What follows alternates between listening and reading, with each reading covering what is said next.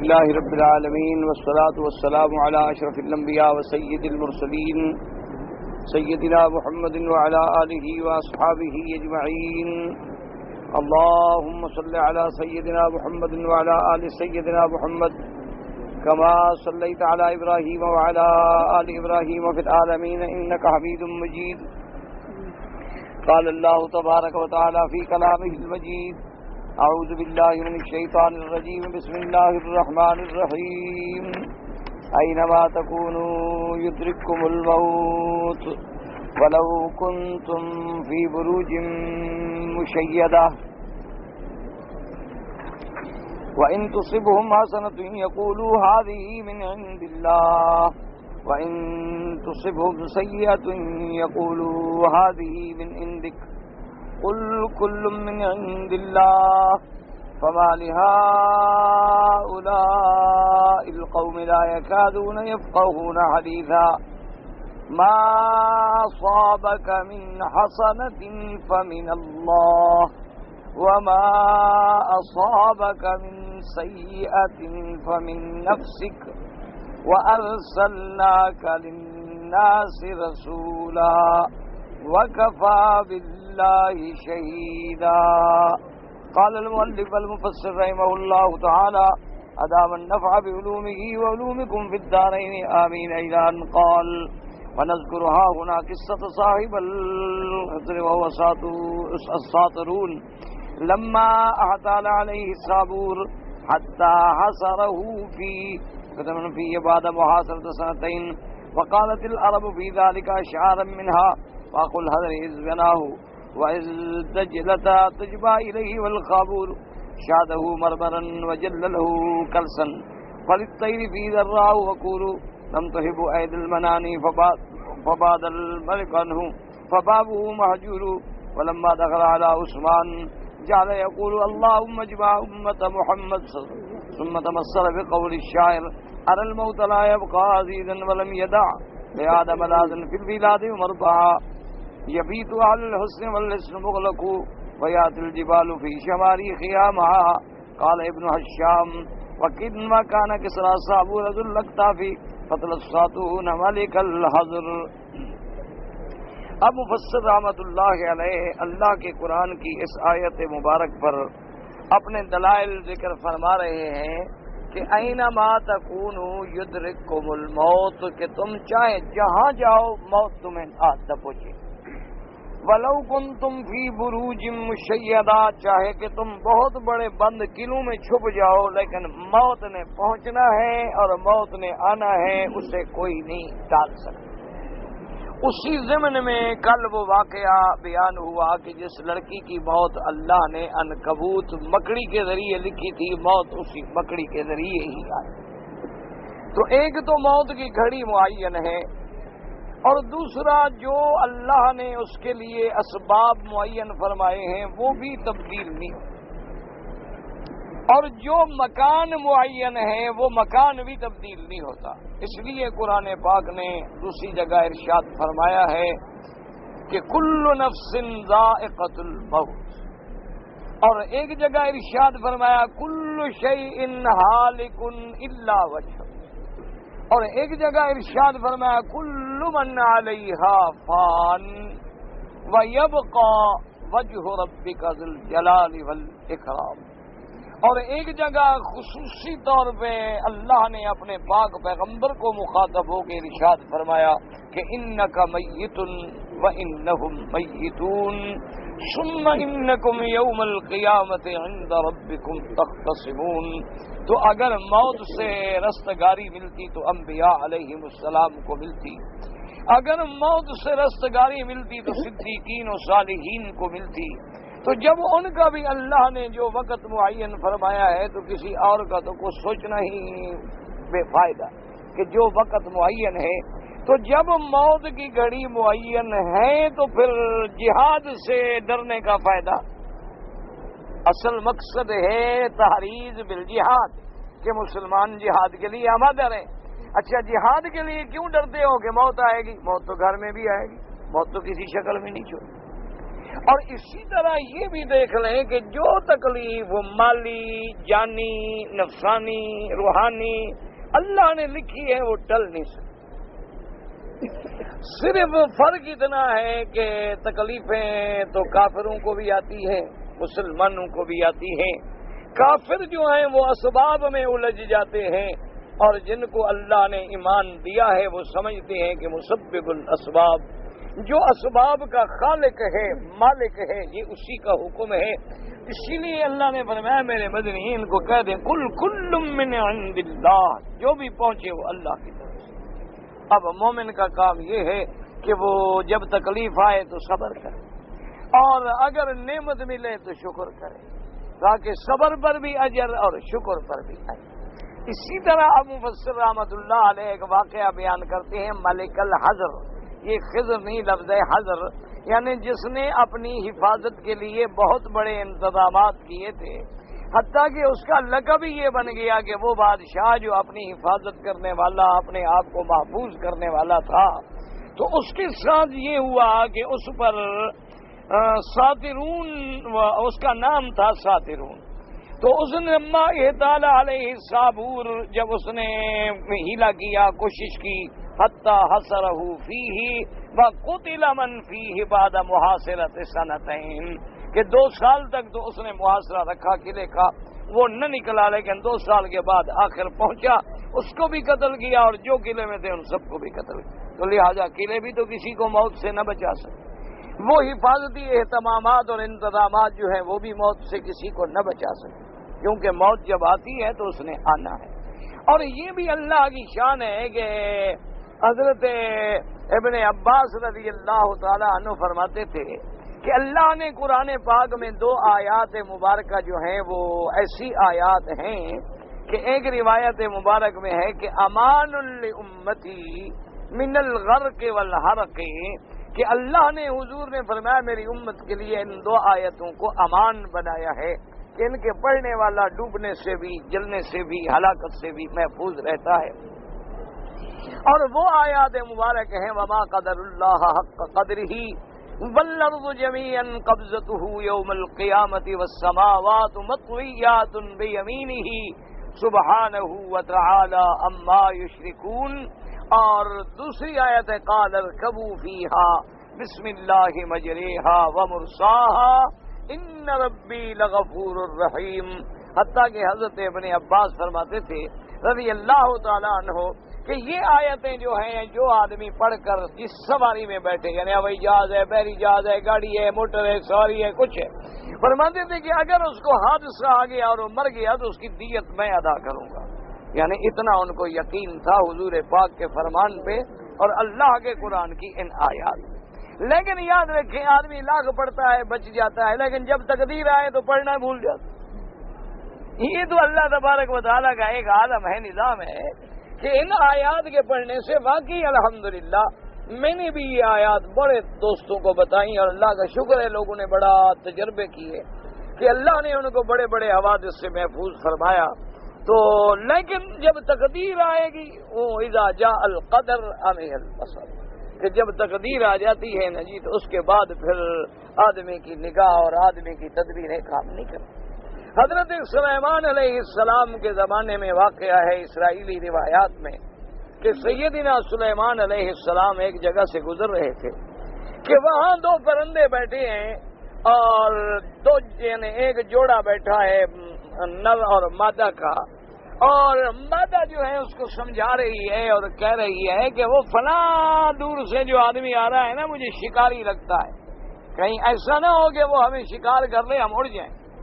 اور وہ کہتا ہے نہیں نہیں سوال نہیں پیدا ہوتا، وہ ابھی بہت دور ہے، جب آئے گا ہم اڑ جائیں گے، کیا کر لے گا ہمارا۔ تو وہ اس کو سمجھا رہی ہے اور سلیمان علیہ السلام سن رہے ہیں، چونکہ اللہ نے سلیمان علیہ السلام کو پرندوں کی زبان کا علم عطا فرمایا تھا اور جو بولیاں وہ بولتے تھے حضرت سلیمان علیہ السلام سمجھ لیتے تھے، اللہ نے انہیں خصوصی طور پہ علم عطا فرمایا۔ تو حضرت سلیمان علیہ السلام سنتے اور گزر گئے، چلے گئے، اور واپسی پہ جب آئے دیکھا کہ وہی پرندہ جو ہے وہ شکاری کے نہیں جال میں پھنسایا ہوا ہے اور وہ لے کے جال میں جا رہا ہے۔ تو حضرت سلیمان علیہ السلام نے فرمایا کہ بھائی دیکھو تمہیں تو تمہاری بیوی سمجھا رہی تھی کہ بھی بھاگ جاؤ، اور تم نے اس کی بات نہیں مانی، اب دیکھا اچھا ہو گیا، اب دیکھو تمہیں شکاری نے آخر دبوچ لے آنا۔ تم نے کہا حضرت سلیمان آپ پیغمبر ہو کے کیا مجھے فرما رہے ہیں؟ جب تقدیر آتی ہے تو آدمی کا عقل کام نہیں کرتا، تو جب انسانوں کا عقل کام نہیں کرتا تو پرندہ کیا کر سکتا؟ میں تو ایک حقیر سا پرندہ ہوں۔ تو جب اللہ تبارک و تعالیٰ کی تقدیر آ جاتی ہے تو اسی لیے محاورات عرب میں یہ ایک محاورہ ہے کہ اذا جاء القدر عمی البصر، کہ جب تقدیر کا فیصلہ آ جاتا ہے تو آدمی اندھا ہو جاتا ہے۔ اسی لیے آپ دیکھیں نا، بڑے بڑے لوگ حادثے ہوتے ہیں، اللہ معاف فرمائے، بڑے بڑے تجربہ کار لوگ ڈرائیور ہوتے ہیں، اور جب ان سے پوچھو وہ کہتے ہیں جی بالکل میری آنکھوں کے آگے اندھیرا تھا، کوئی سمجھ ہی نہیں آئی کہ کیا ہو گیا۔ تو یہ اللہ کی تقدیر تو غالب ہی غالب ہے، اس کو تو کوئی ٹال ہی نہیں سکتا، لیکن خالق الاسباب نے ہمیں حکم دیا ہے کہ اسباب پہ عمل کریں، لیکن یقین یہ رکھیں کہ اس کا فیصلہ جو ہے برحق ہے۔ اس لیے میرے مدنی پاک کی کتنی پیاری دعا ہے کہ اللہم انی اسألک ایمانا یباشر قلبی ویقینا صادقا حتی اعلم بانہ لن یصیبنی الا ما کتبت لی والرضا بما قضیت علی، کہ یا اللہ ہمیں ایسا ایمان نصیب فرما کہ جو ہمارے دلوں کے اندر داخل ہو جائے، اور ہمیں یقین ہو جائے کہ جو ہمیں پہنچنا ہے اسے کوئی نہیں روک سکتا، اور پھر تیری تقدیر پہ، تیری قضا پہ ہمیں راضی رہنے کی بھی توفیق عطا فرما۔ تو اس لیے قاعدہ ہے، قرآن پاک میں آیت ہے وَمَن يُؤْمِن بِاللَّهِ يَهْدِ قَلْبَهُ، جس شخص کا اللہ پہ ایمان ہے اللہ اس کے دل کو پھر سیدھا راستہ عطا فرما دیتے ہیں۔ اصل میں ہم جو پریشان ہوتے ہیں وجہ یہ ہے کہ ایک تو ہمارے ایمان کمزور ہیں، اللہ تبارک و تعالیٰ پہ یقین کامل نہیں، اور رسمی طور پہ تو ہم سب مسلمان ہیں، کلمہ بھی پڑھ لیتے ہیں، لیکن کلمے پہ یقین ہونا، کلمے پہ ایمان ہونا، نفع نقصان کا مالک اپنے اللہ کو سمجھنا، اور جو چیز پہنچے اللہ کی طرف سے، کہ ساری کائنات مل جائے تمہیں نقصان پہنچانے کے لیے تو کوئی تمہیں نقصان نہیں پہنچا سکتا، اور ساری کائنات مل جائے تمہیں نفع دینے کے لیے تو کوئی آدمی تمہیں نفع نہیں دے سکتا۔ حضرت امام قرطبی نے، جن کی تفسیر قرطبی بڑی عظیم تفسیر قرآن پاک ہے، اور جو اپنے زمانے کے بہت بڑے مفسر قرآن گزرے ہیں، اللہ ان کی قبر پہ رحمتیں فرمائے، تو وہ فرماتے ہیں کہ میں اپنے دور میں جب تھا تو اس وقت میں جو بادشاہ تھے میرے مخالفین نے انہیں کچھ غلط باتیں پہنچائیں، اور وہ مجھ سے اتنے ناراض ہو گئے کہ میرا حکم ہو گیا کہ بھی گرفتار کیا جائے اور گولی مار دی جائے۔ تو فرماتے ہیں کہ اب میرے پاس کیا تھا، تو فرماتی ہیں کہ میں نے پھر اللہ کے قرآن کو، آیت الکرسی، اور اسی طرح وہ آیات مبارکہ جو قرآن میں آتی ہیں وَجَعَلْنَا مِن بَيْنِ أَيْدِيهِمْ سَدًّا وَمِن خَلْفِهِمْ سَدًّا فَأَغْشَيْنَاهُمْ فَهُمْ لَا يُبْصِرُونَ، اور اسی طرح جتنی آیتیں ختم اللہ علی قلوبہم وعلی سمعہم وعلی ابصارہم غشاوہ اولئک الذین طبع اللہ علی قلوبہم وسمعہم وعلی ابصارہم غشاوہ انا جعلنا علی قلوبہم اکنۃ ان یفقہوا وفی آذانہم وقرا، یہ ساری آیتیں فرماتے ہیں قرآن کی میں نے اکٹھی کی۔ تو ساری آیتیں اکٹھی کرنے کے بعد میں روزانہ صبح شام پڑھ لیتا تھا اور رہتا رہا، اور مجھے ڈھونڈتا رہا۔ وہ کہتے ہیں ساری طاقت انہوں نے لگا دی مجھے تلاش کرنے کے لیے، اور میں وہاں موجود ہوتا تھا، لیکن اللہ نے میری حفاظت فرما دی اور مجھے کوئی نقصان نہ پہنچا سکا۔ اور فرمایا یہ بھی نہیں کہ میں کبھی چھپ گیا، اپنے گھر آتا تھا، مسجد میں آتا تھا، مسجد سے گھر چلا جاتا تھا، لیکن اللہ نے اس قرآن پاک کی آیات مبارکہ کی برکت سے، اور کچھ عرصہ جب گزرا اور بادشاہ کو حقیقت حال کا علم ہوا تو انہوں نے وہ آرڈر بھی منسوخ کیا اور مجھے بلایا اور مجھے عزت بخشی، مجھے توقیر بخشی کہ دشمنوں نے غلط بات پہنچائی تھی، جب حقیقت کھل گئی تو انہوں نے رجوع فرما لیا۔ تو اس لیے اللہ کا قرآن جب ہماری روحانی بیماریوں کو ٹال دیتا ہے تو ظاہری تکلیفیں تو کوئی حیثیت نہیں رکھتی۔ اس لیے شرط یہ ہے کہ اللہ کے قرآن پہ ایمان۔ اسی لیے سیدنا عبداللہ ابن عمر رضی اللہ تعالی عنہما کی خدمت میں ایک آدمی آئے، انہوں نے کہا کہ حضرت ہمیں سمجھ نہیں آتی کہ پہلے تو ذرا تکلیف ہوتی تھی، بیماریاں آتی تھیں، بس فاتحہ پڑھی اور ٹھیک ہو گئے، اب ہم فاتحہ پڑھتے ہیں لیکن شفا نہیں ہوتی۔ تو حضرت عبداللہ ابن عمر رضی اللہ تعالی عنہ نے فرمایا کہ بھائی قرآن میں فاتحہ تو وہی ہے، اللہ کا قرآن تو نہیں بدلا، لیکن وہ پڑھنے والی زبانیں میں کہاں سے لے آؤں؟ وہ پڑھنے والی جو پاک زبانیں تھیں، جن کا عقل حلال تھا، جن کا صدق مقال تھا، جن کی زبانوں سے کبھی جھوٹ نہیں نکلا تھا، جن کے بدن میں کبھی حرام کا لقمہ داخل نہیں ہوا تھا، تو جب اللہ کا قرآن پڑھتے تھے تو اس میں شفا یقینی تھی۔ اب ہماری زبانیں بھی گندی ہو گئیں، ہمارے قلوب بھی گندے ہو گئے، ہمارے ظروف بھی گندے ہو گئے، تو وہ اثر کہاں سے باقی ہے؟ اسی لیے بہت سارے بزرگوں نے لکھا ہے، کتابوں میں ہم نے پڑھا کہ جب لوگ ان کو تنگ کرتے تو جو آیت اس وقت اس کے حسب حال دماغ میں آ جاتی، کہتے بس تم یہی آیت پڑھا کرو۔ اللہ تبارک و تعالیٰ اسی آیت میں تیرے لیے مہربانی فرما دیں گے اور تیرے لیے مشکلات کا حل جو ہے وہ ہو جائے۔ تو اس لیے یاد رکھیں کہ موت برحق ہے، موت نے آنا ہے، اس کا زمان بھی مقرر ہے، مکان بھی مقرر ہے، اور اس میں کوئی رد و بدل نہیں ہو سکتا، تبدیلی نہیں ہو سکتی، تقدیم و تاخیر نہیں ہو سکتی۔ تو پھر ڈرنے کا کیا معنی کہ آدمی جہاد نہ کرے یا آدمی کلمہ حق نہ کہے کہ لوگ مجھے مار ڈالیں گے؟ وہ تو مرنا تو ہے، جس دن مرنا ہے کہ وہ مرنے سے تو بچ سکتے نہیں۔ تو پھر آدمی آخر اللہ کے دین کو کیوں نہ بیان کرے؟ کتنے آج لوگ ہوتے ہیں کلمہ حق نہیں کہتے۔ مساجد میں آپ دیکھ لیں، ایسی مسجدیں بھی ہیں ماشاءاللہ 20 سال آپ جمعہ پڑھتے رہیں، کبھی وہ آپ کو بس فضائل بیان کر دیں گے کہ بس سارے راضی رہیں، لیکن کوئی ایسی بات جو مسائل کی ہے، عقائد کی ہے، جس میں کفر و اسلام کے فیصلے ہیں، اس کو کھول کے بیان نہیں کریں گے۔ اور لوگ بھی کہہ دیتے ہیں کہ اچھا جی بڑے اچھے لوگ ہیں، یہاں کوئی اختلافی بات نہیں ہوتی۔ وہ اللہ کے بندے، پھر حضور اللہ کے انبیاء اختلافی بات، انہوں نے تو پہلے دن آ کے نعرہ ہی یہ دیا کہ کفر کے خلاف کھڑے ہو کے توحید کا نعرہ بلند کیا، اور ساری دنیا مخالف ہو گئی۔ اس لیے جو متبع سنت ہے، جو حضور کا وارث ہے، جو اللہ کے پاک پیغمبر کے قدموں پہ چلنے والا عالم ہے، وہ اس بات سے نہیں ڈرتا کہ میری تقریر سننے کے لیے کوئی آئے گا یا نہیں آئے گا، کتنے لوگ راضی ہوں گے یا کتنے ناراض ہوں گے، میرا مجمع بڑھ جائے گا یا گھٹ جائے گا، مجھے لوگ ہدیہ دیں گے یا نہیں دیں گے۔ وہ کہتا ہے میں نے اللہ کا دین پہنچانا ہے، میں نے بتلانا ہے کہ یہ دین ہے، یہ توحید ہے، یہ شرک ہے، یہ سنت ہے، یہ بدعت ہے، یہ جائز ہے، یہ ناجائز ہے۔ کوئی ناراض ہوتا ہے تو ہو جائے، اللہ کے انبیاء کو بھی تو امتحانوں سے گزرنا پڑا، اللہ کے رسولوں کو بھی امتحانوں سے گزرنا پڑا، صحابہ و تابعین، ائمہ مجتہدین، ائمہ محدثین رحمت اللہ علیہم اجمعین، اور ان کے ورثاء علماء حق کا جو تھے، یعنی آپ اندازہ کریں کہ علماء دین کو پھانسیوں پہ لٹکایا جاتا تھا، علماء دین کے وجود کے ٹکڑے ٹکڑے کیے جاتے تھے، علماء دین کے چمڑے جو ہیں وہ استرے کے ساتھ اتارے گئے، لیکن وہ حق پہ قائم رہے اور ثابت رہے، اللہ کے دین پہ جمے رہے، اور اللہ پاک نے ان کو اپنے دین کے لیے قبول فرما لیا۔ تو اس لیے فرماتے ہیں کہ بھی اتنے انتظام کرنے کے بعد نتیجہ کیا نکلا؟ موت، آخر موت آ گئی۔ تو اسی کو عرب نے اشعار میں بھی لکھا ہے کہ وہ جو بڑی احتیاط کا بھائی تھا، یعنی جس نے اتنا بڑا مکان بنایا اور اس نے مرمر لگائے، اس نے اونچے اونچے کلس بنائے، اتنے اونچے کہ اس کی اڑان جو تھی، وہ پرندے جو ہیں، پرندوں کے گھونسلے بھی وہاں نہیں بن سکتے تھے، لیکن کیا ہوا؟ اس کو موت کے ہاتھوں نے مہلت نہ دی۔ آخر نتیجہ کیا نکلا کہ آج اس کے وہی دروازے کھلے پڑے ہیں اور اس کو موت نے آ کے دبوچ لیا۔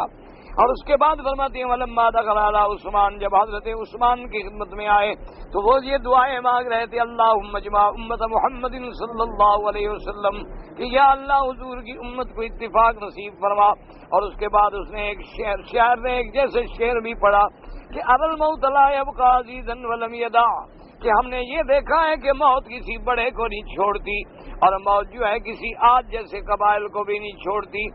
موت جو ہے لوگ بڑے قلعوں والے قلعوں میں رہتی ہیں اور قلعے بند ہوتی ہیں، لیکن موت آ جاتی ہے، لوگ پہاڑوں کی چوٹیوں پہ ہوتے ہیں لیکن موت وہاں بھی پہنچ جاتی ہے۔ وقال ابن شام وکان کسرا صاحب رجل لگتا فکر ساتون ملک الحضر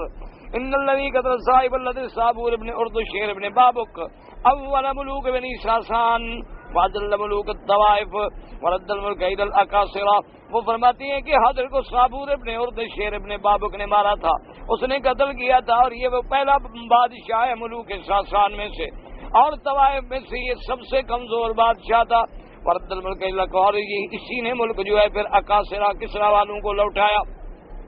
فاما صابور ذو الاکتاف من بعد ذلك بزمن طویل، وہ فرماتے ہیں کہ صابور ذو الاکتاف جو ہے وہ اور ہے، یہ صابور جو ہے یہ اور ہے، اور اس کی اور اس کے زمانے میں بہت بڑی مدت کا فرق ہے. یعنی ملک الحضر کو جس نے مارا تھا وہ اور صابور ہے، اور صابور ذو الاکتاف جو ہے وہ اور ہے. واللہ عالم. ذکر السہیلی قال ابن حشام فحاصره سنتين وذلك انه كان غار على بلاد صابور في غيبته وهو في العراق واشرفت بنت الساطون وكان اسمها النظيرة ونظر الى صابور وعليه ثياب ديباج وعلى راسه تاج من ذهب مكلل بالزبرجد والياقوت واللؤلؤ فدست اليه ان تتزوجني ان فتات لك باب الحسن فقال نعم. فلما امسى ساترون شرب حتى سكر وكان لا يبيت الا سكران فاخذت مفاتيح باب الحسن من تحت راسه وباست بها من مولى لها ففتح الباب ويقال دلتم على تلسم كان بالحسن لا يفدى تأخذ حمامة وركاء وتأخذ رجلها بحيث يارية بكر زرقاء ثم ترسل فإذا وقعت لها سور الحسن سكت ذلك وفتحت الباب ففعل ذلك ودخل صابور وقتل الساطرون واصطبع الحسن وخربه وسار بها معه وتزوجها وبينما هي نائمة لا فراشها ليلا إذ جعلت تململ لا تنام فدعا لها بالشمع ففتش فراشها وجفيه وركت آس فقال صابور هذا الذي يسهرك فما كان أبوك يصنع بك قال كان يفرش الديباج ويلبسني الحرير ويطمني المخ ويسقيني الخمر قال التبري كان يطمني المخ والزبد وشاد أفكار النحل وصف الخمر ذكر أنه كان يرى مخ ساقيا قال وكان جزاؤه بي كما صنعت به وما صنعت به أنت إلي بذاك أسرع ثم أمر بها ورد تذكرون راسها بذنب فرس فركض الفرس حتى قتلها. وفيه يقول عدي بن زيد اللباني أبياته المشهورة والصائرة أيها الشامت المؤير بالدهر أأنت المبرأ المغفور أم لديك الأحد الوثيق من الأيام بل أنت جاهل مغرور من رأيت المنون خلدا أم من ذا عليه من أي ذا خبير أين كسرى كسر الملوك أنوشيروان أم أين قبله صابور وابن الأصغر الكرام ملوك الروم لم يبقى منهم مذكور وقل هذا إذ بناه وجد تجبى إليه والخابور شاده مرمرا وجل له كلسا فللتير في ذراه وقولوا لم يهب رب الغيب المنون وبعد الملك أنوابه محجور وذكر رب الخورنك إذ شرف يوما وللهدي تفكير سره ماله وقصة ما يملك والبحر معرضا والصدير فرعب قلبه وقال فما غبت الطائر الممات يسير ثم عزه كأنهم برق جفا فعلوت به الصبا والدبور ثم بعد الفلاح والملك والأمن وارتم هناك القبور. اب جناب مفسر رحمت اللہ علیہ فرماتی ہیں کہ ابن حشام نے یہ واقعہ یوں لکھا ہے فحصرہ سنتین کہ 2 سال تک اس نے محاصرہ کیا ساترون نے. 2 سال وجہ کیا تھی کہ لأنہ کان اغار علی بلاد صابور کہ اس نے حملہ کیا تھا اس کے ملک میں جبکہ وہ موجود نہیں تھا، وہ عراق میں تھا، تو اس وجہ سے اس غصے میں اس نے محاصرہ کیا اور بدلہ لینا چاہتا تھا، لیکن محل ایسا بند تھا کہ وہ محل میں داخل نہیں ہو سکتا. ایک دن بعد اتفاق کی بات ہے کہ جو بادشاہ قلعے میں تھا، بند تھا، اپنے حفاظتی انتظام کیے ہوئے تھے یعنی ساترون نے، اشرفت بنت ساترون وکان اسمها النظیرۃ، اس کی لڑکی تھی جس کا نام تھا النظیرہ. اس نے محل کے اوپر سے جو دیکھا تو اس کی نظر پڑی صابور بادشاہ پہ جو آیا ہوا تھا لڑنے کے لیے، اور اس نے ریشمی لباس پہنے ہوئے تھے اور اس کے سر پہ جو تاج تھا اس میں زبرجد یاقوت اور بڑے بڑے موتی لگے ہوئے تھے. تو اس کے دل میں اس بادشاہ کی محبت جو تھی وہ داخل ہو گئی. تو اس نے چوری چوری اس کو پیغام بھیجا کہ اگر میں دروازہ قلعے کا تمہارے لیے کھول دوں تو فتح کرنے کے بعد کیا تم مجھ سے شادی کرو گے؟ تو اس نے کہا کہ ٹھیک ہے، اگر تم میرے لیے دروازہ کھول دو اور میں نے یہ ملک فتح کر لیا اور قلعہ فتح کر لیا تو میں تمہارے ساتھ شادی کر لوں گا. تو اس نے اپنے خادم کو یہ کیا کہ اس کا باپ جو تھا وہ شراب پی کے سویا ہوا تھا، چونکہ وہ شرابی تھا اور بغیر شراب کے وہ سوتا نہیں تھا. تو جب شراب پی کے نشے میں وہ ماں ہو گیا تو اس کے نیچے سے اس نے چابیاں نکالی اور اپنے غلام کو دی کہ چوری سے اس بادشاہ کو پہنچا دو. تو وہ چابیاں جب ان کو پہنچائی گئیں تو ان کو قلعے کا دروازہ کھولنے کا ذریعہ مل گیا اور قلعے کا دروازہ کھول کے داخل ہوئے اور انہوں نے آ کے جو اندر تھے اور بادشاہ سب کو قتل کر ڈالا اور اس کے بعد اس لڑکی سے شادی کر. اور بعض لوگوں نے تاریخ میں یہ بھی لکھا ہے کہ اس قلعے کا دروازہ جو ہے وہ ایک عجیب جادو سے اور کالے علم کے منتروں سے بند کیا گیا تھا، اور وہ ایک تلسم تھا، یعنی ایک منتر تھا، وہ پڑھنا پڑتا تھا کہ بھی ایک وہ کبوتری لیتے تھے، اس کے پاؤں جو ہے اس کو وہ رنگتے تھے، رنگتے کس چیز سے تھے؟ کسی نوجوان کنواری لڑکی کے حیض کے خون سے۔ اور وہ منتر جو ہے کہ وہ یہ جتنے جادو وادو ہوتے ہیں نا، یہ پلید چیزوں پہ بڑا اثر کرتے ہیں، اس لیے ان کے کرنے والے بھی پلید اور ان پر عقیدہ رکھنے والے بھی پلید۔ حضور صلی اللہ علیہ وسلم نے فرمایا ہے کہ من تسحر فقد کفر، جو آدمی جادو کرے یا جادو پہ ایمان رکھے گویا وہ کافر ہو جاتا ہے۔ جیسے کہ اللہ نے قرآن میں بھی فرمایا کہ لوگ آتے تھے ہاروت و ماروت سے جادو سیکھنے کے لیے، تو ان کو کہتے کہ فلا تکفر، بھی کیوں کافر بنتے ہو، کیوں سیکھتے ہو، چھوڑو اس چیز کو، نہ سیکھو۔ لیکن لوگ مجبور کرتے تھے تو پھر وہ ان کو سکھاتے تھے۔ تو یہ جتنے کالے علم ہیں ان کو کہا جاتا ہے علوم سفلیہ۔ یہ سفلی علم جتنے ہیں، جادو ہے، منجمین ہے، علم العادات ہے،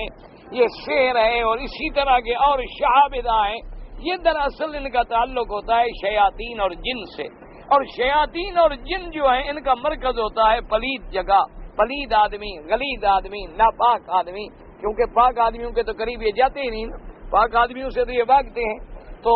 انہوں نے وہ ایک منتر تھا کہ بھی ایک کبوتری پکڑی جائے، اس کے پاؤں جو ہے حیض کے خون میں رنگے جائیں، اور اس پر یہ منتر پڑھا جائے، اور اس کو پھر چھوڑا جائے تو وہ جا کے اس قلعے کے دروازے پہ بیٹھے گی تو پھر دروازہ کھلے گا۔ تو بعض کہتے ہیں کہ انہوں نے اسی پہ عمل کیا اور وہ دروازہ کھل گیا اور وہ داخل ہو گیا۔ داخل ہونے کے بعد اس نے اس کو قتل کر دیا، ساترون کو، اور جو بھی قلعے میں تھے ان کو قتل کر دیا، اور ساترون کی جو بیٹی تھی نظیرہ، تو اس کے ساتھ اس صابور نے شادی کر لی۔ جب شادی ہو گئی اور محلات فتح ہو گئے تو اتفاق کی بات ہے کہ ایک رات دیکھا کہ تتململ علی فراشہا، کہ وہ لڑکی جو ہے اس کی بیوی بسترے پر ایسے کروٹیں بدل رہی ہے۔ تو اس نے پوچھا کیا بات ہے، تمہیں نیند نہیں آ رہی؟ اس نے کہا پتہ نہیں کوئی چیز ہے بستر میں۔ تو جب بستر کی تلاش کی گئی تو وہاں آس ایک درخت ہوتا ہے، اس کا کوئی پتا سا تھا، وہ چادر کے نیچے تھا۔ تو اس نے کہا کمال ہے کہ تمہارا اتنا نازک بدن ہے کہ بھئی یہ پتا ہے ایک باریک سا، اور وہ بھی چادر کے بھی نیچے ہے، چادر کے اوپر بھی نہیں، تو اس کی وجہ سے تمہیں پریشانی سے نیند آ رہی، تو تمہارا باپ تمہیں کیسے رکھتا تھا آخر اتنا عرصہ جو تم نے؟ تو اس نے کہا میرے باپ کی کیا پوچھتے ہو، میرے لیے کمخاب کے دی باج کے بستر ہوتے تھے، اور میرے لیے دماغ جو ہیں جانوروں کے اور پرندوں کے اس کے کھانے پکائے جاتے تھے، اور میرے لیے خصوصی طور پر جو ملکات النحل ہیں، یعنی ایک تو عام ہوتی ہے نا شہد کی مکھی، ایک شہد کی مکھیوں میں ملکہ ہوتی ہے، ان میں بھی باقاعدہ نظام ہوتا ہے، تو اس ملکہ کی جو شہد ہے میرے لیے وہ تیار کی جاتی تھی، اور بڑے اعلیٰ قسم کے شراب جو ہیں وہ میرے لیے منگائے جاتے تھے، اور پھر اس طرح میں نے زندگی گزاری تھی۔ اور اسی لیے کہتی ہیں کہ وہ لڑکی اتنی خوبصورت تھی کہ اس کے بدن میں اندر کی ہڈی میں جو گودا ہے وہ بھی باہر سے نظر آتا تھا۔ ویسے حدیث مبارک میں آتا ہے کہ قیامت میں اللہ تبارک و تعالی نے جو اپنے عباد مومنین کے لیے، عباد صالحین کے لیے اللہ نے حوریں پیدا فرمائی ہیں جنت میں، تو حدیث مبارک ہے کہ وہ حور جو ہے 70 حلہ، یعنی 70 جوڑا لباس کا، لباس پھر اس پر لباس پھر اس پہ لباس، 70 جوڑا پہنے ہوئے ہوگی، لیکن اس 70 جوڑے کے باہر سے اس کے پاؤں کی پنڈلیوں کے اندر جو گودا ہے مخ و ساقیہ وہ بھی نظر آ رہا ہوگا، یعنی وہ لباس بھی اتنی شفاف ہوں گے، اتنی باریک ہوں گے، اور اس کا بدن بھی اللہ نے ایسا مرمری بنایا ہوگا کہ اللہ تبارک و تعالی نے، اسی لیے تو قرآن کہیں کہیں فرماتی ہے نا کہ قاصرات الطرف لم یطمثہن انس قبلہم ولا جان، اور کہیں قرآن نے ان کو تشبیہ دی کہ انہن الیاقوت والمرجان، کہ وہ تو ایسی ہیں جیسے یاقوت۔ تو یاقوت کا پتھر بھی اتنا صاف پتھر ہوتا ہے کہ اس میں اگر آپ دھاگا ڈالیں نا تو دھاگا نظر آتا ہے، اور یاقوت پتھر ایک ایسا پتھر ہے جس پہ آگ بھی اثر نہیں کرتی۔ اللہ نے کہیں فرمایا فیہن خیرات حسان، کہ اس میں ایسی عورتیں ہیں جن کا اخلاق بھی اعلیٰ ہے اور جن کا جمال بھی اعلیٰ ہے، اور اللہ نے وہ مومنین کے لیے سنبھال کے رکھی ہیں، اور وہ ایسی عفیف ہیں، ایسی پاک ہیں کہ ایک روایت میں آتا ہے کہ قیامت میں جب وہ حوریں جنت میں ہوں گی اور وہ ہاتھوں میں ہاتھ ڈال کے جب وہ نغمہ سرا ہوں گی تو ان کی آواز ایسی ہوگی جو آج تک کسی نے نہیں سنی، اور نہ ان کے حسن صوت کا کوئی اندازہ کر سکتا ہے، اور وہ کیا کہیں گی کہ نحن الخالدات لا نموت ابدا، کہ ہم ہمیشہ رہنے والی ہیں، کبھی ہم پر موت نہیں آئے گی، وَنَحْنُ النَّائِمَاتُ فَلَا نَبُوسُ أَبَدًا، اور ہم ایسی رضا والی ہیں کہ ہمارے چہرے پہ کبھی وطر نہیں آئے گا، اور اس کے بعد کہیں گی کہ نَحْنُ الرَّاضِيَاتُ فَلَا نَسْخَطُ أَبَدًا، اور ہم ایسی راضی رہے، اللہ نے ہمیں یہ صفت دے دی۔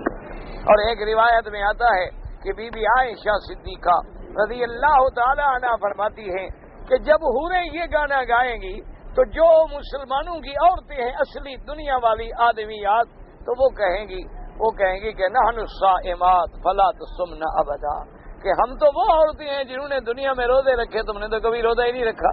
ونحن المصلیات، ہم وہ نماز پڑھنے والی ہیں، تم نے تو کبھی نماز ہی نہیں پڑھی، اور ہم تو صدقات کرنے والی ہیں، تم نے تو کبھی صدقہ بھی نہیں کیا، تم ہمارا کیا مقابلہ کر سکتی ہو؟ تو بی بی عائشہ فرماتی ہے واللہ غلبتہن، خدا کی قسم ہے کہ وہ مومنوں کی عورتیں حوروں پہ بھی غالب آ جائیں، کیونکہ اللہ کی شان ہے کہ حوریں تو جنت میں پیدا ہوئیں، ان کے لیے تو کوئی نماز نہیں، کوئی روزہ نہیں، کوئی صدقہ نہیں، کوئی خیرات نہیں، کوئی خامد کی خدمت نہیں، کوئی محنت نہیں، ہو تو بالکل بغیر کسی چیز کے اللہ نے معصوم ہے پیدا کر دیا۔ بلکہ ایک حدیث مبارک میں یہ بھی آتا ہے کہ عرش کے نیچے سے ایک بادل برسے گا، اس کے ایک ایک قطرے سے اللہ اس حور کو پیدا فرمائیں گے۔ لیکن جو مومنہ عورت ہے، ایمان والی عورت ہے، جس نے اللہ اور اللہ کے رسول کی فرما برداری کی ہے اور جس نے اپنے خامند کی اطاعت کی ہے، اللہ پاک اس کو قیامت میں اتنا بڑا جمال دیں گے کہ سبعین ضعفاً، فرمایا 70 گنا وہ زیادہ جمال والی ہوگی، جنت کی عورتیں بھی اس کا مقابلہ نہیں کر سکیں گی۔ اس لیے اللہ تبارک و تعالی نے بڑی بڑی نعمتیں پیدا فرمائی ہیں۔ تو میرے کہنے کا مقصد یہ تھا کہ وہ اگر 70 حلے کے بعد ان کی مخ ساگ نظر آ سکتی ہے تو ایسی عورتیں اللہ دنیا میں بھی پیدا کر سکتے ہیں، ایسی خوبصورت عورتیں دنیا میں بھی پیدا ہو سکتی ہے تو تاریخی روایت، لیکن اللہ عالم کتنا صحیح ہے، لیکن ہے بڑی مشہور روایت کہ حضرت حسن رضی اللہ تعالی عنہ کو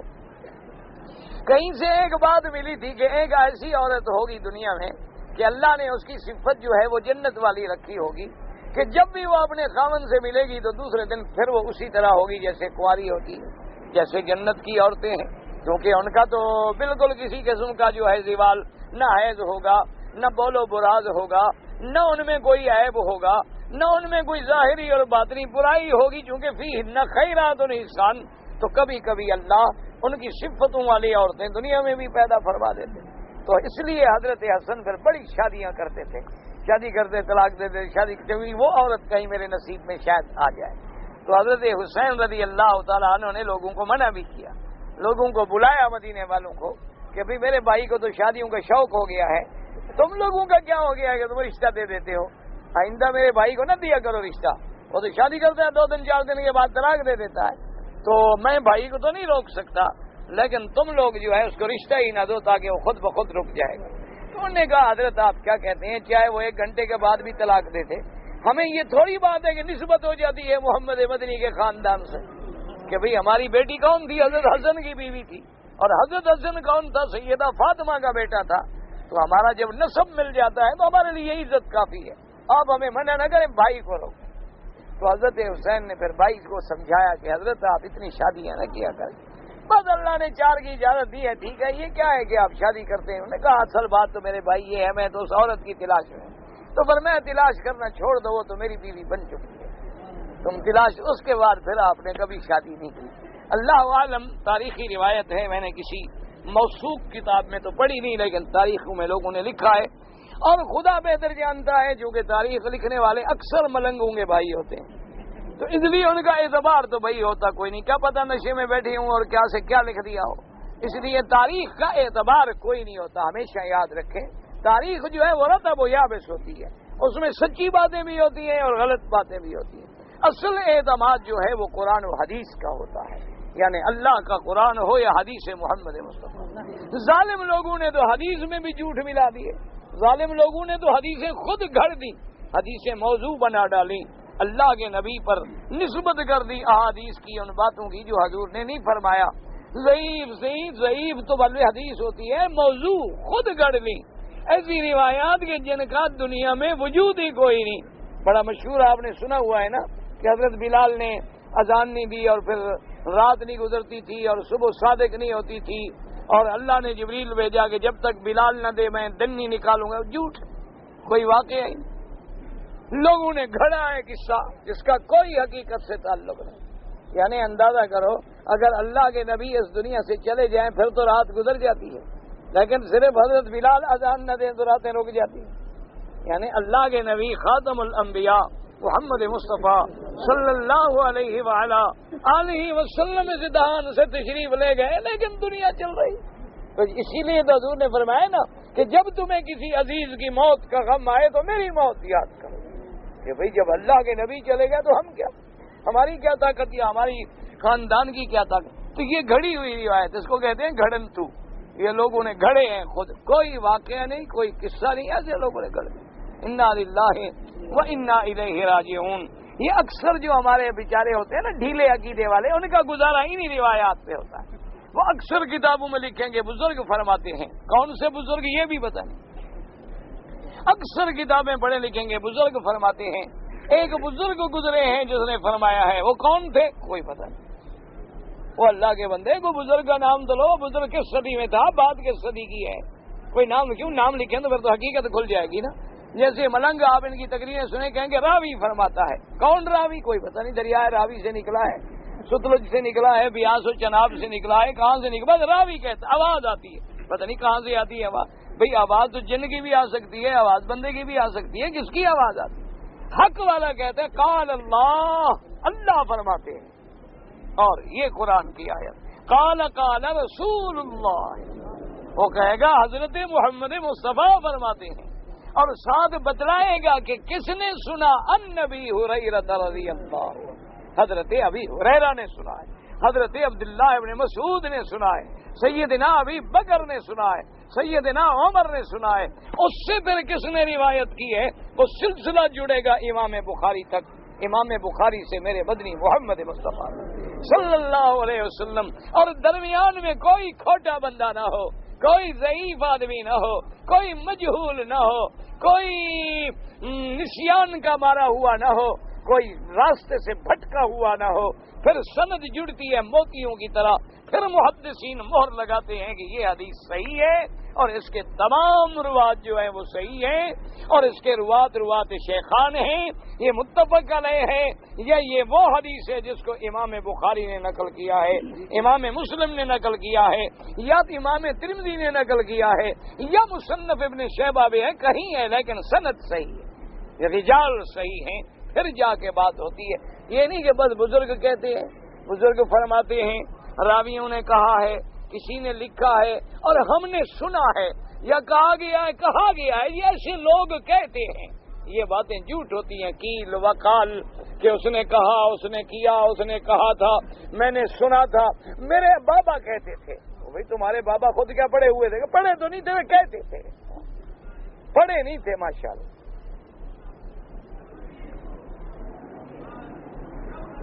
اور سب سے بڑی دلیل ہمارے مسلمانوں کی کیا ہوتی ہے؟ جی میری دادی کرتی تھی، یعنی دادی بھی دین کا حصہ ہے شاید، اصل میں دادی میں بھی دال ہے، دین میں بھی دال ہے، ان نے سمجھا شاید یہ بھی کوئی دین سے تعلق رکھتی ہے۔ انا للہ و انا الیہ راجعون، خدا کے بندے، دین قرآن و سنت کا نام ہے۔ جن ائمہ کا ہم نام لیتے ہیں، کیوں لیتے ہیں؟ کہ انہوں نے ایک ایک حدیث کو پرکھا ہے، ایک ایک حدیث کو جانچا ہے، تولا ہے میزان پہ، اور پھر اس سے جو مسائل نکلے ہیں انہوں نے وہ سمندر میں غوطے ڈال کے قرآن و حدیث کے سمندر میں موتی نکال کے ہمارے سامنے رکھے ہیں۔ اس لیے ہم کہتے ہیں کہ اللہ ان ائمہ پہ کروڑوں رحمتیں فرمائے، اللہ تبارک و تعالیٰ ان کی قبروں کو نور سے بھر دے، اور اللہ تبارک و تعالیٰ ہمیں ادب و احترام کی توفیق دے۔ تو اس نے کہا کہ یہ میرا کھانا تھا، یہ میرا لباس تھا، یہ میرا تاج تھا۔ تو اس نے کہا بات سنو،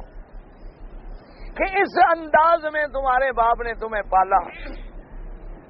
کہ کیم خواب و دیباج اور ریشم پہ تمہیں سلایا اور پرندوں کے مغز نکال کے تمہیں کھلائے اور تمہارے پہننے کے لیے ایسے لباس منگائے، تو تم نے باپ کو بدلہ کیا دیا؟ چابیاں لے کے میرے ساتھ شادی کرنے کے لیے باپ کو مروا ڈالا۔ باپ کا احسان تم نے بڑا خوب ادا کیا ہے، اور جب تم باپ پہ رحم نہ کر سکی تو مجھ پہ تھوڑا رحم کرو گے؟ مجھے چھوڑ دو گی؟ کل اس نے حکم دیا گھوڑا منگواؤ، گھوڑے منگوائے، اس نے کہا اس کے دم کے ساتھ اس کے بالوں کو باندھ دو اور بھگاؤ گھوڑا ٹکڑے ٹکڑے۔ اس نے کہا جو باپ کی قاتلہ ہو سکتی ہے وہ میری وفادار کیسے ہو سکتی ہے؟ جو لڑکی باپ کو قتل کر دے، جو لڑکی ماں باپ کو چھوڑ کے کسی مرد پہ عشق لڑاتی ہے، جو ماں باپ کی عزت بیچ کے آئی ہو بدبخت تیری عزت رکھے گی وہ؟ بھئی عقل کرو، جن کے بدن سے وہ لڑکی پیدا ہوئی، ماں نے اٹھایا، دودھ پلایا، جوان کیا، باپ نے پالا پوسا پڑھایا، جوان کیا، ان کی خاندان ناک کٹوا کے یار کے پیچھے بھاگ رہے، یار بڑا خوش ہے جی، بڑی وفادار ہو، اس سے بڑی غدار تو ہے کوئی نہیں۔ یہ کیسی وفادار ہے جو اپنے خون کی غدار ہے، جو اپنے ماں باپ کی غدار ہے، وہ تیری وفادار کیسے ہو سکتی ہے؟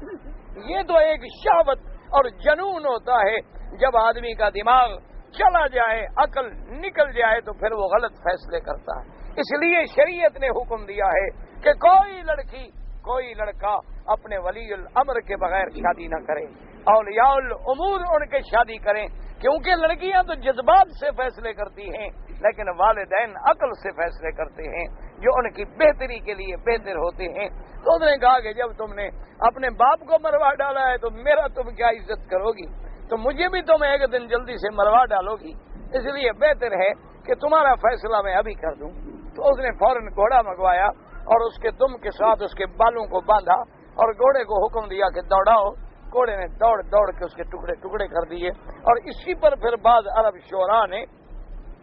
وہ قصے بھی لکھے ہیں اور نظمیں بھی لکھی ہیں کہ کہاں وہ کسرا، کہاں وہ کیسر، کہاں بنو اسفر، کہاں اخو الازہر، یہ سب کہاں گئے؟ نتیجہ کیا نکلا ہے کہ اس کے بعد ان کو آخر چھپایا کس نے؟ وہی 2 گز کی قبر نے۔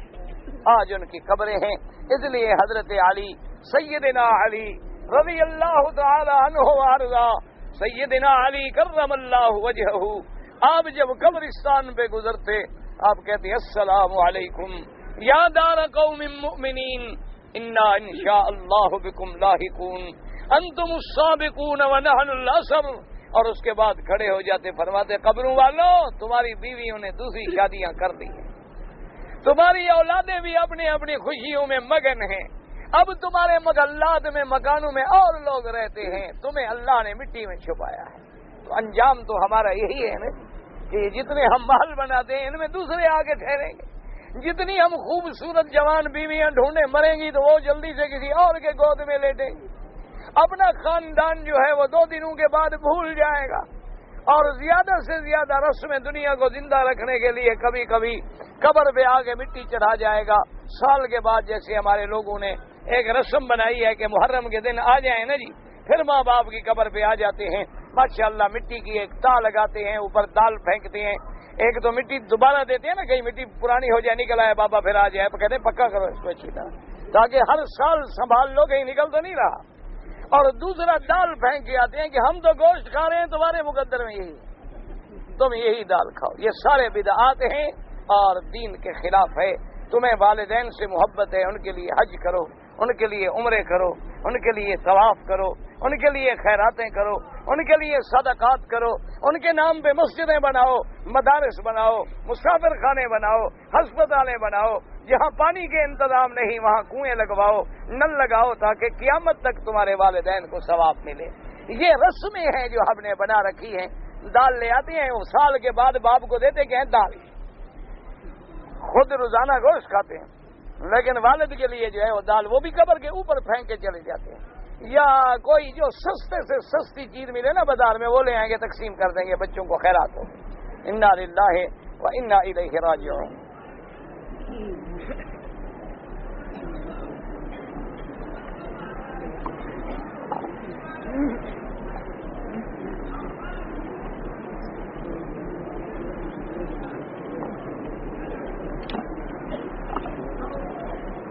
جی مجھے آدمی لے آیا زمزم لیا کرو، بھئی یہ تمہارا اس کا معاملہ ہے، اس میں میں کیا کر سکتا ہوں؟ جو تمہارا آپس میں معاہدہ ہے، اگر اس نے معاہدہ پورا کیا جزاک اللہ، اگر معاہدے کی خلاف ورزی کی ہے قیامت میں پکڑا جائے گا۔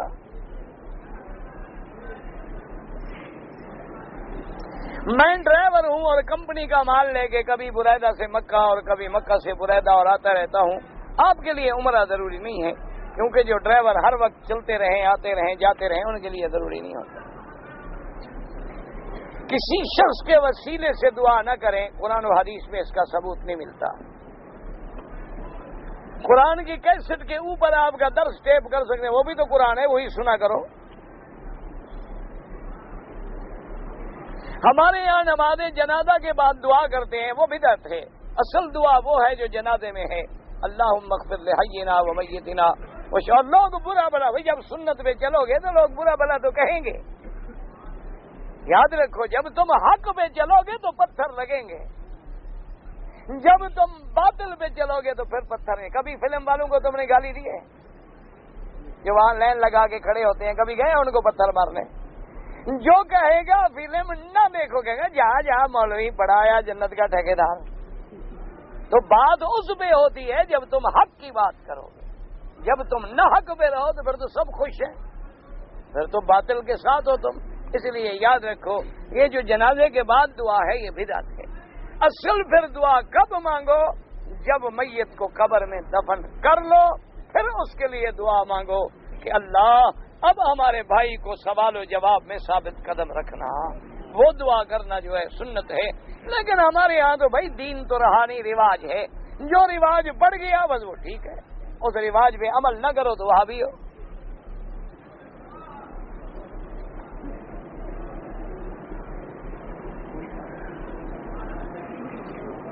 بھائی میں نے پہلے بھی آپ کو بتایا کہ آپ نے منت مانی کہ لڑکا ہوگا تو میں یہ ذبح کروں گا، نہیں ہوئی، لڑکی ہوئی، فوت ہوگی، بات ختم ہو گئی، کوئی منت نہیں۔ کتنی دفعہ تم مسئلہ پوچھو گے آخر؟ امام جب قرات کر رہا ہو تو اس کے پیچھے مقتدی اگر حنفی مسلک پہ ہے تو مقتدی فاتحہ نہیں پڑھے گا، شافعی ہے تو پڑھے گا۔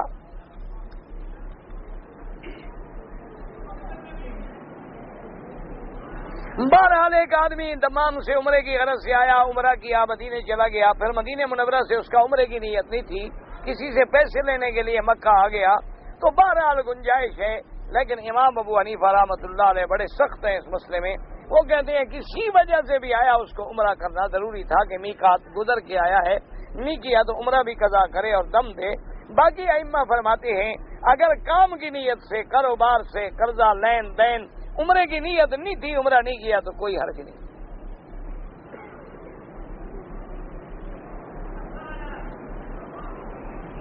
مجھے نہیں سمجھ آیا کہ نماز پڑھتے وقت جو ہے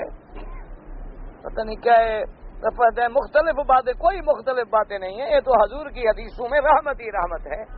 رحمت ہی رحمت ہے۔ میرے مدنی نے جو جو عمل کیا ہے قیامت تک ایک جماعت موجود ہے اس پہ عمل کر رہی ہے، کوئی جھگڑا نہیں، کوئی زور سے آمین کہتے ہیں الحمدللہ، کوئی ایسا کہتے ہیں الحمدللہ، کوئی جھگڑا نہیں، کوئی جھگڑے ہمارے دماغ میں ہیں، نماز میں قرآن حدیث میں جھگڑے نہیں ہیں۔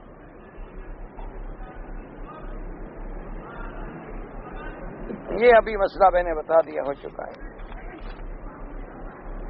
تو زوال کا ٹائم جو ہے یہاں تقریباً آج کل ٹھیک 12 بجے عین سورج ہوتا ہے، 12 بجے کے بعد زوال ہو جاتا ہے۔ مکروہ وقت میں 2 رکعت نفل جو ہیں حنفی مسلک میں تو نہیں پڑھے جاتے، باقی ائمہ کے نزدیک حرم میں ہر وقت جائز ہیں۔ طواف شروع کرتے ہوئے حجر اسود کو یا تو بوسہ دیں یا ہاتھ لگا کے چوم لیں یا پھر اشارہ کریں بسم اللہ اللہ اکبر وللہ الحمد، گویا یہ ہم بوسے کے قائم مقام کر رہے ہیں۔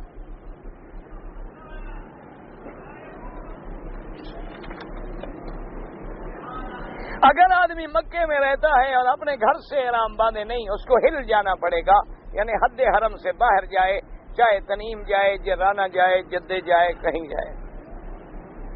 اگر ایک آدمی نے اپنی بیوی کی بہن سے نعوذ باللہ برائی کی، نکاح تو ختم نہیں ہوگا لیکن بہت بڑا گناہ ہے، توبہ کرے، اللہ تبارک و تعالی ہر مسلمان کے گناہ معاف کرے۔ بہرحال نکاح تو نہیں ٹوٹتا، لیکن ایسے گناہوں سے بچنے کی کوشش کیا کریں. اللہ پاک ہر مسلمان کو بچائے. اگر کسی آدمی نے اپنی بیوی کے ساتھ روزے میں ہم بستری کی ہے تو اس کو کفارہ ادا کرنا ہوگا. یا تو غلام آزاد کرے یا 60 روزے رکھے. اگر 60 روزے رکھنے کی طاقت نہ ہو تو پھر 60 مسکینوں کو کھانا کھلائے. یہ نہیں کہ سوکھا آسان کام کر لیا کھانا کھلانے والا. اگر تندرست ہے تو پھر روزے رکھے. اگر روزے رکھنے کے قابل نہیں ہے تو پھر کھانا کھلائے. نماز پڑھتے ہوئے پاؤں کا فاصلہ کتنی ہو حالات پر ہے. رش زیادہ ہو ملا لیں, تھوڑا ہے کھول لیں, کوئی ایسی پابندی نہیں. داڑھی وغیرہ کالا نہ کریں لیکن کالے رنگ میں مہندی ملا لیں اور ملا لیں سرخ.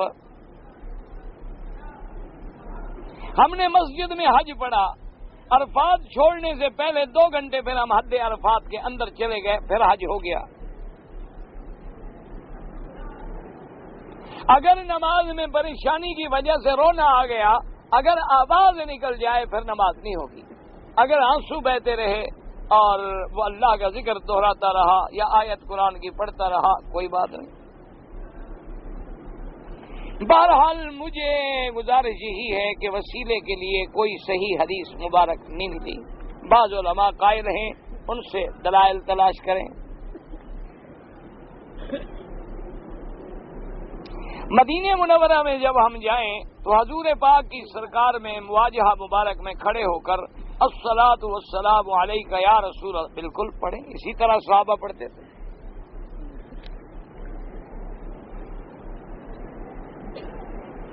وتر کی 3 رکعت اکٹھی بھی ثابت ہیں, 2 رکعت سلام پھیر کے 1 بھی ثابت ہے. اگر کمرے میں خانہ کعبہ کی تصویر لگی ہوئی ہو, اگر اس میں آدمی بھی نظر آئے پھر نماز پڑھنا ٹھیک نہیں. آدمی نہ ہو, صرف کعبہ کی تصویر ہے, بلڈنگ کی تصویر ہے تو کوئی حرج نہیں. طوفان نوح کے وقت کشتی میں صرف انسان تھے یا جانور میں نہیں تھا.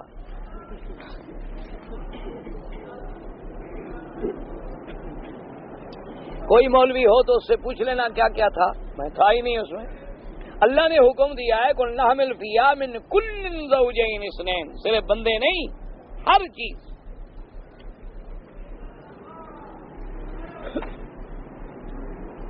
نماز کے وقت عورت کو ہاتھ کہاں باندھنے چاہیے؟ سینے پہ.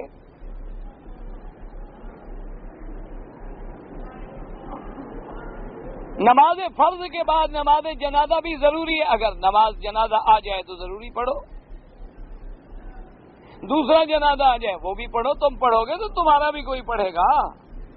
نہیں پڑھو گے ایک آدمی بھی پڑھ لے, باقی گناہگار نہیں ہوں گے. لیکن ہم بھی کسی کا جنازہ پڑھیں گے تو ہمارا بھی انشاءاللہ کوئی پڑھنے آئے گا. تمہیں اگر لوگوں کا جنازہ پڑھنا بوجھ لگتا ہے تو تمہارا بھی کوئی نہیں آئے گا پڑھنے.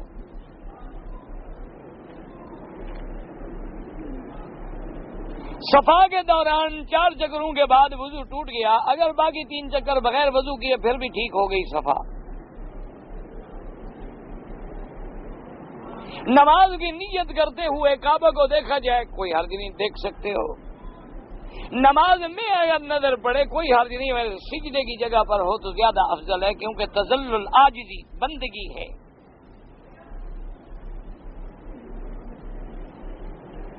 مجھے کسی تبلیغی جماعت والے نے کہا ہے کہ لیلۃ القدر میں رات کو بیٹھے رہیں, اس سے تبلیغ میں جانا زیادہ بہتر ہے. بالکل ٹھیک ہے, دین کی تبلیغ ہر چیز سے بہتر ہے. یہ کوئی بات ہے بھئی, دین کا بیان کرنا فریضہ ہے.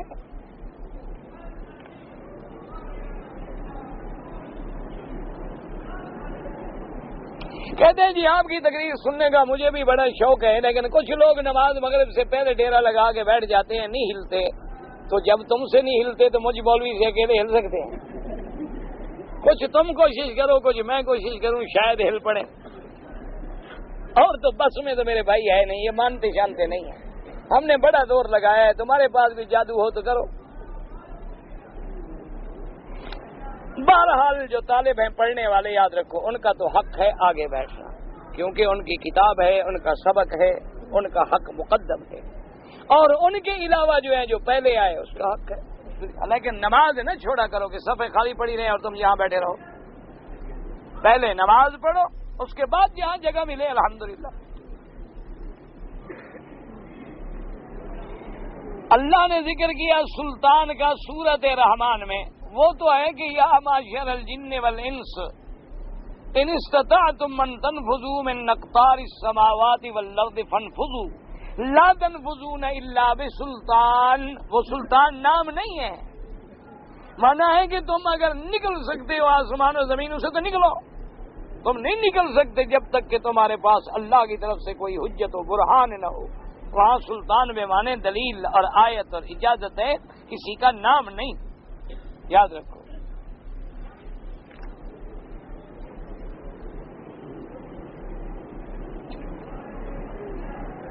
میری والدہ عمرے کے لیے آئی ہیں جمعرات کو پاکستان سے، لیکن انہوں نے احرام نہیں باندھا، تو پھر کرنے کیا آئی؟ آخر آئی تو عمرہ کرنے، احرام تو باندھا نہیں، تو پھر کیا کرنے آئی ہیں؟ مکہ میں ایک ہوٹل سے احرام کی نیت کر لی، ماشاءاللہ، بس وہ تو بہتر تھا، وہ طواف بھی ہوٹل کی چارپائی کے باہر اللہ اکبر، سارے کام ہوٹل میں ہی ہو جاتے ہیں۔ انا للہ و انا الیہ راجعون۔ اب اپنی والدہ کو لے جاؤ مسجد عائشہ، وہاں سے احرام بندھواؤ، ساتھ آؤ، طواف کرو، تم بھی اولاد ہو، تمہارا بھی فرض ہے۔ پھر ان کے ساتھ صفا مروہ میں جاؤ، صفا سے شروع کرو، 7 چکر ختم کر کے بال کاٹو اور ایک بکری بطور دم بھی ادا کرو۔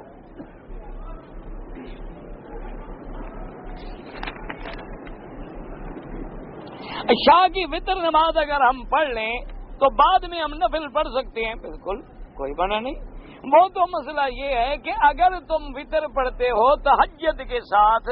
تو پہلے تہجد کی نفلیں پڑھ لو اور آخر میں وتر پڑھو، سمجھو۔ اگر تم نے وتر عشاء کے بعد پڑھ لی ہے تو رات کو ساری رات نفل پڑھو، تہجد پڑھو، وہ تو منع نہیں۔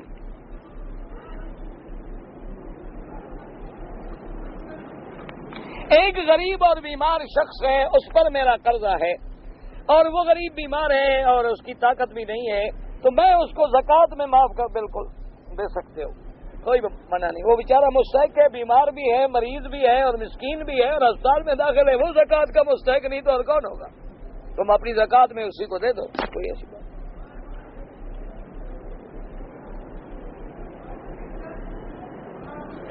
مجھ کو وہ خط چاہیے کہ جس میں حضور پاک نے لکھا تھا جنوں کو، وہ کتابوں میں چھپا ہوا ہے اور کسی بھی کتاب سے آپ دیکھ لیں، وہ بن محمد الرسول اللہ صلی اللہ وسلم علیہ من الجن کے نام سے وہ بڑا مشہور خط مبارک ہے، وہ بہت ساری کتابوں میں ملتا ہے، کوئی بھی کتاب لے لیں۔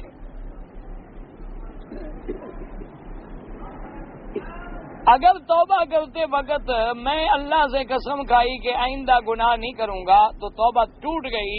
تو پھر توبہ کرو، اگر قسم بھی کھائی تھی تو کفارہ بھی ادا کرو، 10 مسکینوں کو کھانا کھلاؤ۔ میں نے آج احرام باندھا، 3 بجے میں نے طواف اور صفا کر لیا، احرام اتار دیا لیکن سر نہیں مڑایا، یعنی کپڑے پہن لیے، تو اب کپڑے اتار کے احرام باندھ کے سر مڑواؤ، پھر کپڑے کھولو، جب تک سر نہ مڑاؤ کپڑے پہننا جائز نہیں ہے۔